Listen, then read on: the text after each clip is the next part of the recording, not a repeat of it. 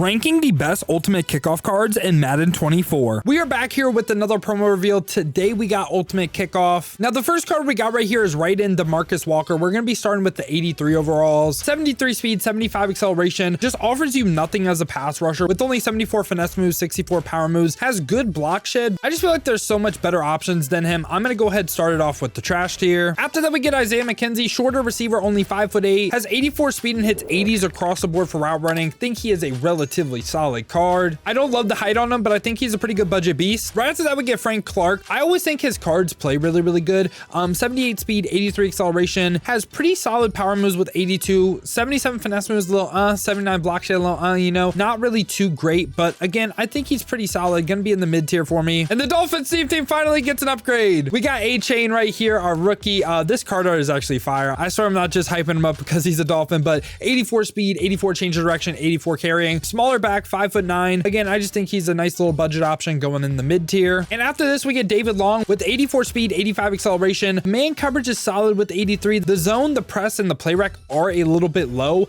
I don't think he's trash. So again, for me, he's like one of the worst cards in the promo though, but he's slightly going in the mid tier. I know a lot of people are gonna say this card sucks. From an accuracy standpoint, from a speed standpoint, I would somewhat agree. 77 speed, has 82 deep accuracy, 81 medium, 83 short. We're looking for 85s across the board. The thing on this card though is I think he is going to have one of the best releases in the game, because when I use Baker Mayfield in the reg rosters, he was getting that ball out there. Trust me, he was getting that ball out there and has some pretty decent throw power as well. I actually don't think he's trash. I don't. I think this is someone to keep an eye out for, especially on a budget baller. I think he could actually be pretty good. And I think he could be like right here, given how good I think his release is. Again, ultimate team and like regs though, it's not a one-to-one. I know that sounds crazy, but a lot of times it's not a one-to-one. Gonna have to see how this card plays and what his release is like, but this is someone that I will be trying out. Now, right after that, we get Byron Murphy, 5'11" height, has 84 speed, 86 acceleration, not the best press with 76, and also not the best man coverage, but does hit that 85 tier 4 zone coverage. He is someone that I think is pretty decent in a zone-based scheme. For me, going in the good tier, not like great or anything, but not too bad in a zone-based defense. After that, we get John Johnson, and this is pretty much the same exact thing I just said. 84 speed, 86 acceleration. The play rec decent this time with 81. The man coverage not really there, only 78, but 85 zone coverage. So literally what I just said, think he's decent in a zone-based scheme. Right after that, we get Trenton Simpson. Has 85 speed, 88 acceleration, which is actually really nice. Little to no zone coverage and not really great play rec. Linebacker, so also need the lurker to animate. For me, he's going like in this mid tier once again. After that, we got Tavius Robinson right here, back-to-back potential Raven theme teamers. 83 speed, 87 acceleration, like those physical stats, has really good power moves. The finesse moves a little bit lower, block shed pretty solid too.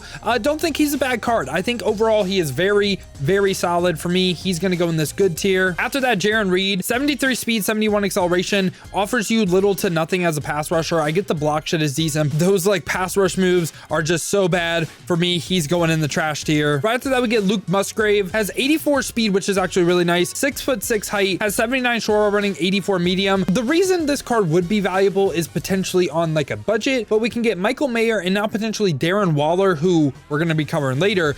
You can get them for free as well. I feel like this card just serves no purpose. I don't really think he's that much of a budget beast, so for that reason, I'm just going to put him in the mid tier. Right after that, we get Miles Sanders with 83 speed, 85 acceleration, pretty good break tackle, pretty good carrying, just seems to be again a solid running back. I do not think he's trash. For me, he's just, again, kind of just like, you know. Now, right after that, we get Trey Flowers, 74 speed, but again, offers you little to nothing as a pass rusher. And Dolphin's great right here, by the way. Don't think this card is good. For me, also going in the trash tier, just doesn't offer you anything as a pass rusher. Robert Spillane this time, 83 speed, 82 acceleration, no zone coverage, really high tackling, but the zone coverage just isn't there. And for a middle linebacker, I just think that is unusable. So also going trash for me. After that, we got Bobby Okereke right here. I probably always butcher his name, but 82 speed, 83 acceleration, 79 zone coverage. So not really great zone coverage and not really great physical stats either. For me, I hold middle linebackers a lot higher because they need to be better statted than safeties to be good. because they're already playing at a disadvantage, not being able to animate. So for that reason, I'm going to put him in the trash tier. I think he's worse than Trenton Simpson. Now, after that, we got Brandin McManus, 87 kick power. And if we look at mutt.gg, right, that is the highest kick power in the game, tied with Ryan Stonehouse, who is a punter, has the highest kick power in the game for a kicker, which is the most important thing. So for me, best kicker in the game, Brandin McManus, best kicker in the game now. After that, we get Lazard, 6'5" height, but also hits 85 short route running, 85 medium. I like the tall receivers, also hits that next tier route running for short and medium. Lazard is actually someone I'm willing to put on this great tier. I know he's a little bit slower. Am I overrating him? Maybe. I'm going to come back to this because great pretty much means like you're in the meta, and maybe he's like in a good plus tier. I know it's like a weird spot, but like I think he's better than all these cards, but I don't know if he's quite like great, because like great kind of means like you're in the meta, and I don't know if he's necessarily in the meta. After that, we get Marvin Jones, 6'2" height, has 82 speed, does not hit 85 for a single route running, but hits 80s across the board for short, medium, and deep. For me, going a tier below wherever I have Lazard. I think he goes here, Lazard goes here. Yeah, so that's what I'm gonna change. No one in great yet. After that, I get Brandin Cooks with 86 speed, so he has the speed, a little bit shorter, does not hit 85 for any route running, but again hits 80s across the board. So for me, I don't mind him being on the same tier as Lazard. I think that makes sense.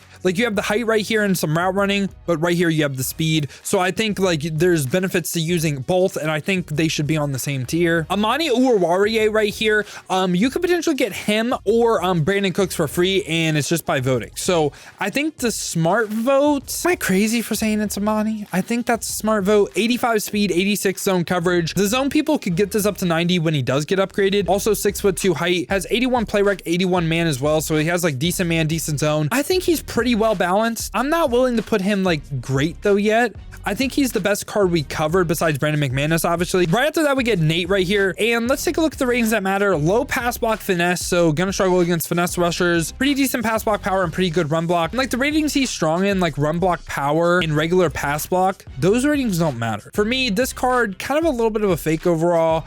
I'm going to put him in the mid tier. Right after that, we get Robert Woods, has 84 speed, 82 deep route running, 81 medium, 83 short. Him and Marvin Jones on the same tier, Brandin Cooks and Lazard on the same tier. I don't really mind that. I think he's maybe slightly better than Marvin Jones, but it's, like I said, it's very slight. Dillard really balanced across the board. Pretty good pass block finesse, pretty good pass block power, and also pretty good run block. So I don't mind this card at all. I think he's a pretty solid left tackle for me. He's going in the good tier above Nate for me. After that, we got 87 Darren Waller, and the way they describe to get him, I think sounds so fun. Gonna be a head-to-head event where it's like a lineup restriction, kind of like the 2K 12-0. I don't know if you guys ever played that. I don't know if you guys know what I'm talking about. If you haven't played 2K, they're my team. They would do something similar to like that, and it seems like it's gonna be fun. 6'6", 255, has 90 medium route running. The first tight end in the game to get tight end apprentice. I'm pretty sure they said that. If they didn't, I'm overrating him. 86 speed as well, and pretty good short route running, hits 85. I love that 90 medium route running. To me, Darren Waller is the new best tight end in the game. Right after that, we got Jawaan Taylor, 86 pass block finesse, 87 pass block power, 84 run block, and has pretty solid ratings all the way across the board. I think he is better than Dan Dierdorf because of this right here, his height and weight. I think Dan Dierdorf gets pushed around a little bit, so I also think this is the new best right tackle in the game. I'm willing to put him there. Right after that, we get Gilly Lock, another LTD right here, 87 speed, 90 press, 88 man. This card's the best corner in the game if you run a man-based defense. Also,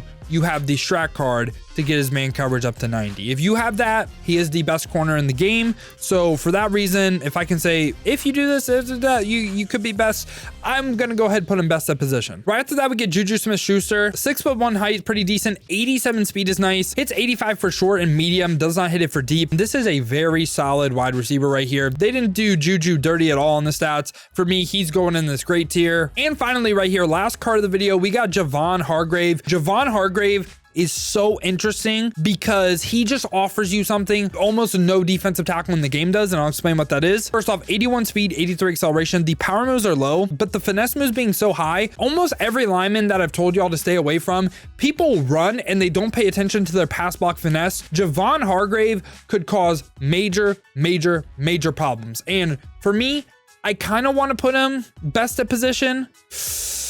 I need to, is he better than Warren Sapp though? That's the thing. I think he's clear-cut number 2 defensive tackle. For me, I'll just go ahead and put him in the great tier right by Juju. And yeah, y'all, this has been my thoughts on the ultimate kickoff drop. Let me know your thoughts down below in the comments. Are you excited for any of these cards? You picking anyone up? If you are, let me know down below. If you guys did enjoy this video though, you enjoy content like this, make sure to leave a like and subscribe to stay up to date with the best cards in Madden. Now, if you guys want to watch me use these cards live, grind for Darren Waller live, check the links in the description, hit that Twitch with a follow. We have been grinding the streams over there, so I greatly appreciate that. Now, if you do not feel like heading over to Twitch and you want another video to watch, check this one out right here. These were my rankings for the preseason team of the week cards.